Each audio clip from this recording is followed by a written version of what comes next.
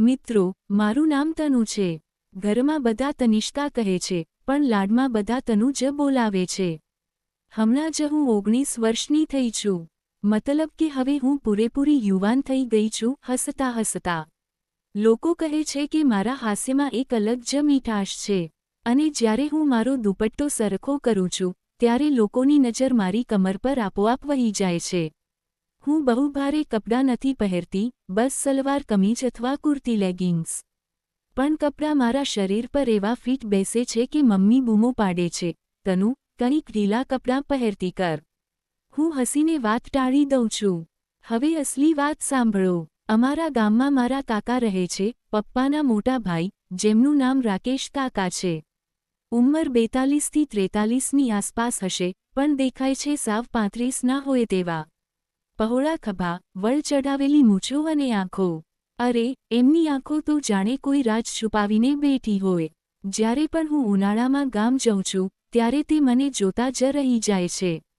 હું પણ શરમાઉં છું, પણ મનમાં ક્યાંક સારું પણ લાગે છે. આ વખતે ઉનાળાની રજાઓમાં હું એકલી ગામ ગઈ હતી.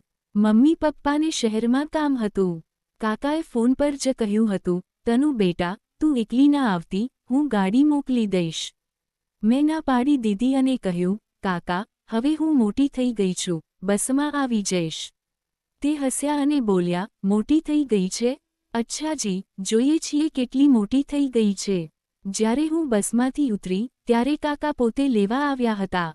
સફેદ કુર્તો, બ્લુ જીન્સ અને હાથમાં ચાવી ફેરવતા ફેરવતા તે મને જોઈને બોલ્યા, અરે વાહ તનુ, શહેરે તો કમાલ કરી દીધી. પહેલાં તો તું સાવ પાતળી હતી, હવે તો. અને એમની નજર મારી છાતીથી થઈને કમર સુધી અટકી ગઈ. મેં દુપટ્ટો સરખો કર્યો અને શરમાઈને કહ્યું, કાકા ચાલો ને, બહુ ગરમી લાગે છે. તે હસીને બોલ્યા, હા હા ચાલ, ઘરમાં ઠંડક છે. ઘરે પહોંચી તો કાકી ઘરે નહોતા, તે એમના પિયર ગયા હતા. ઘરે ફક્ત હું અને કાકા જ હતા. ઘર જૂનું છે, મોટું આંગણું અને પાછળ આંબાની વાડી. કાકાએ કહ્યું, તનુ, તું ઉપરના રૂમમાં રહેજે, હું નીચે સૂઈ જઈશ. મેં હા પાડી. સામાન મૂકીને હું નાહવા ગઈ.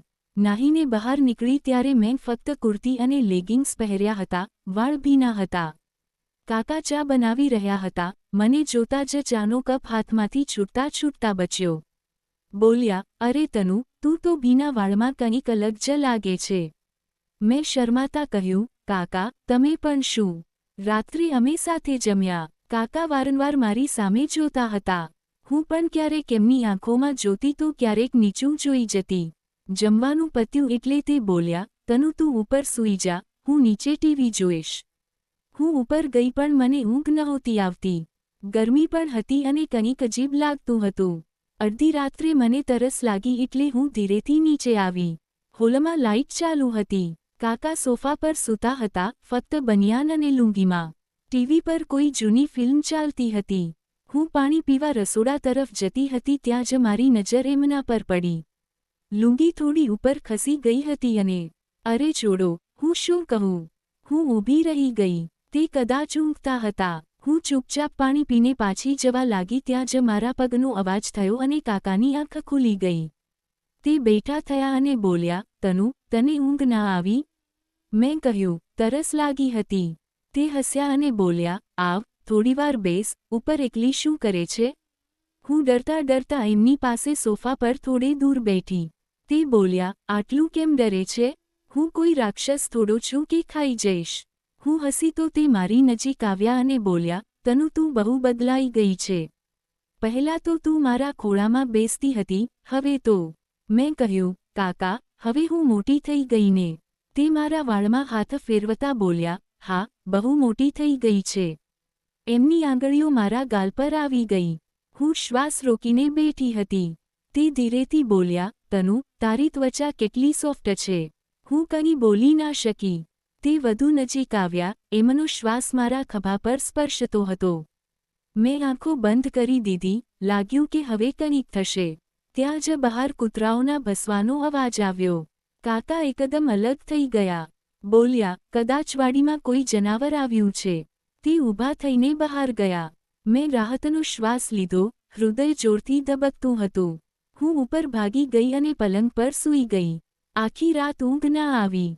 સવારે જ્યારે હું ઉઠી ત્યારે કાકા નાહી લીધું હતું.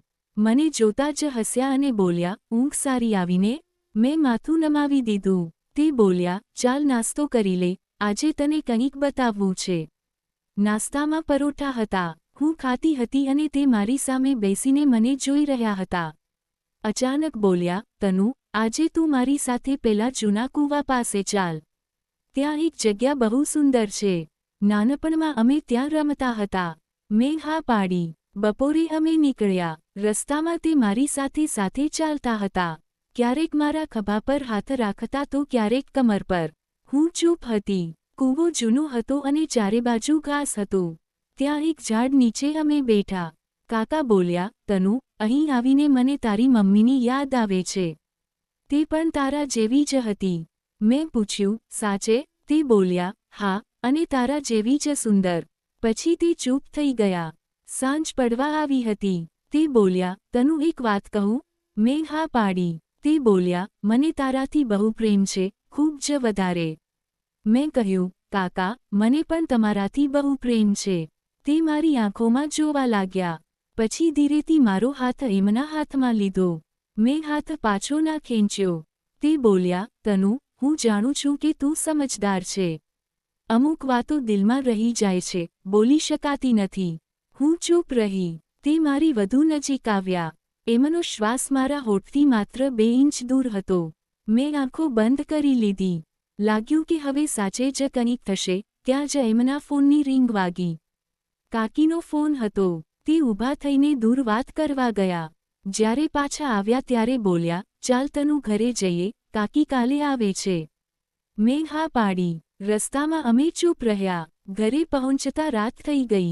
કાકી બીજા દિવસે આવી ગયા. એ પછી બધું નોર્મલ થઈ ગયું. હું હજુ 1 અઠવાડિયું રોકાઈ. કાકા હવે થોડા દૂર દૂર રહેવા લાગ્યા. ક્યારેક આંખ મળે તો બસ હસી દેતા. પછી હું શહેર પાછી આવી ગઈ. આજે પણ જ્યારે કાકાનો ફોન આવે છે ત્યારે અવાજમાં એ જ હૂંફ હોય છે. તે કહે છે, તનુ ક્યારે આવે છે? હું હસીને કહું છું, જલ્દી કાકા.